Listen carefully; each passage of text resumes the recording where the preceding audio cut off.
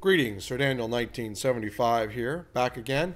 And I'm here with obviously my new starship for my main character. Uh, it is the Fleet Ambassador. So this is not the free one you get when you play that mission. This is not the commander level ship. This is the Fleet Support Cruiser Retrofit. So it's the Ambassador class starship. And I've stated in my last video what it was I was going to do. Not sure if you've seen it, but anyway, this was sort of a ship that was built in the same fashion as far as the setup, as far as the bridge officers are concerned, and the consoles on the ship, with the exception that it has a fourth engineering console. So, and the ship I was using before was the Mirror Universe Heavy Cruiser, which is basically like the Stargazer. So anyway, what I was able to do was to move one of my universal consoles up into the extra engineering spot and then add an extra field generator. And I slid everything over from that ship over to this one. Basically, I'm using Polaron weaponry. All of it is protonic Polaron, with the exception of one of them is a phased Polaron. And then, of course, I've got the kinetic cutting beam, the Omega plasma torpedo launcher, the Romulan hyper plasma torpedo launcher, the Mark 12 assimilated Borg set. I have an advanced hyper charged warp core. It's a fleet version, ultra rare. It's not the elite fleet hypercharged warp core. I'm not sure. I don't believe my fleet's unlocked, the tier 3, so I don't think I can get the elite. But anyway, I like this warp core. It's pretty good. Seems to work for a lot of ships. It gives you bonuses to your weapon power. My devices, I've got the subspace field module, Scorpion fighters, and Peregrine fighters, and an auxiliary battery, just in case if I want to boost my auxiliary power, because I am doing a lot of science on the ship. Consoles, engineering section. I've got the Mark 12 ultra rare enhanced RCS accelerators with the plus all resist. I've got 2 of them. Gives me some pretty good maneuverability. As you can see, 0-point conduit. That goes with this. So that's a 2-piece set right there. I've got the obviously the assimilated module. So I've got the 3-piece set with that, the kinetic cutting beam, and of course the Omega plasma torpedo. And I've got 3 Mark 12 rare Polaron phase modulators. So that's basically the ship build in a nutshell. Same as the last one. Let me go over some of the stats on this. My transfer rate's up pretty high. There's some people that will have a higher transfer rate, but that's not bad. Let's see here. The whole strength with all the bonuses comes up to 59,943. The hull repair rate is 216.7%. Shield regeneration is 303.7. 6 seconds. And the shields, and the Borg shield is not a very powerful shield, but with this ship has a 1.1 shield modifier, and I got 2 field generators, and then whatever bonuses I have as a trained character comes up to 9,937, so nearly 10,000 shields. Not bad for a Borg set. Really not at all. And my crit severity, 69.2%. Okay for a Federation character. Critical chance, 8.2, and bonus accuracy, 15%. Now, not sure if I'll stick with this ship build. Obviously, this is my 1.0 ship build for this ship. I normally do 2 different ship builds for each ship. I'll either take the existing stuff and maybe improve upon it, or I might do something completely different. I'm not sure what I'm going to do, but there is a new Reputation coming out, so I might utilize the gear from the new Reputation coming out for this ship, just to give it a run through. And when season 9 comes out, I'll probably try to stick to this character, playing it very religiously daily, probably once in the evening, just enough to get to run 2 projects and get it going and try to be on time with it. And once I'm wrapped up and I get all the rewards, should be fairly quick and on time.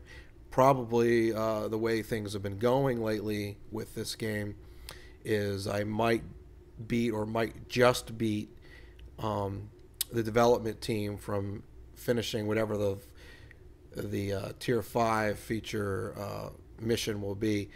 That seemed to be the case on the last one, and I know that they're really pushing a lot improvement for this game, which is sort of their modus operandi this year. So chances are they might not have the tier 5 mission done for the new Reputation when it comes out. But anyway, let's get back to the ship and the build. If you didn't see the other ship, it's the same build for the most part as far as the 2.0 build.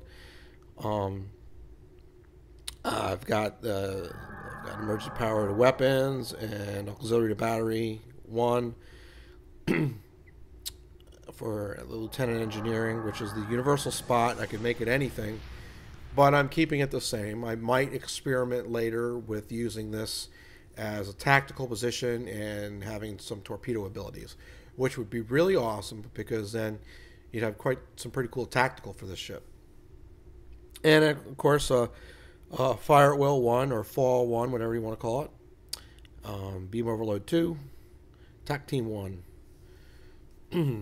And Engineering Commander, I've got Transfer Shield Strength.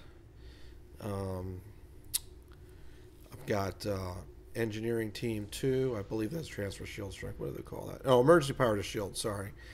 And, okay, yeah, and Engineering Team 2. And Reverse Shield Polarity 2. I've explained this in one of my other videos. I really love that ability. It's a good protection ability. Good for tanking. And I really am liking Acetone Beam 3. I love its what it does to your enemies, the radiation damage it does over time, which takes the place for if you were using a Harpang torpedo, which that radiation doesn't work on all your enemies, but the Acetone Beam 3 radiation will work on all your enemies. Also, I've got the Omega torpedo and the Romulan plasma torpedo, and then you get the burn from the plasma on those. And then I forgot to talk about over here on my flow capacitor, which is a Mark 12 ultra rare. I've got the one with the bonus plasma proc, so it's adding a plasma proc to all these weapons. So most of them have the protonic proc added, and then now also a plasma proc possibility. So very good. And of course then I got the Omega weapon amplifier issues with it. But anyway,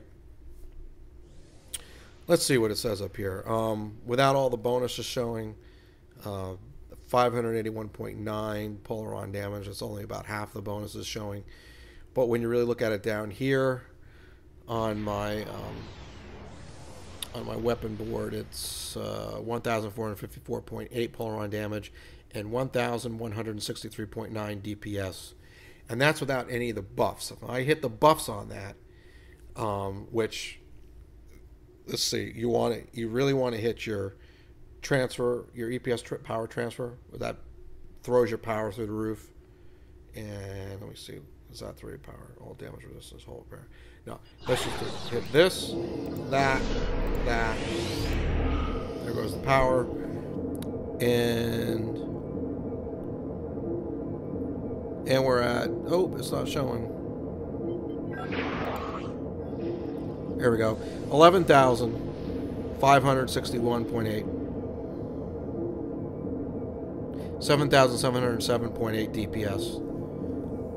So That's pretty good. And that's on the dual beam banks. And the reason why I have those is because they have much more punch to them than the regular beam array. And because I've thrown in these RCS modules, I have more, RCS accelerators. I have more maneuverability with this ship, so I can get that forward facing to be its most effectiveness. So let's see here.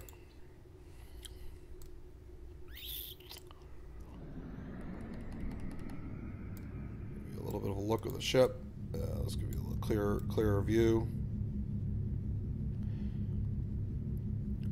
And on the coloring, I used, or the ship skin, I used the Type 5 that they came out with a month or so ago.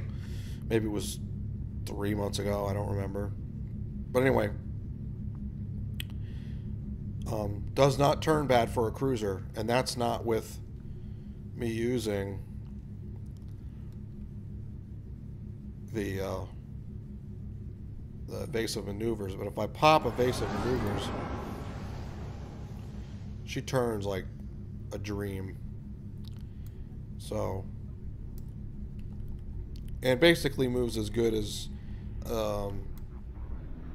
some science vessels when you do that. So anyway, there you go.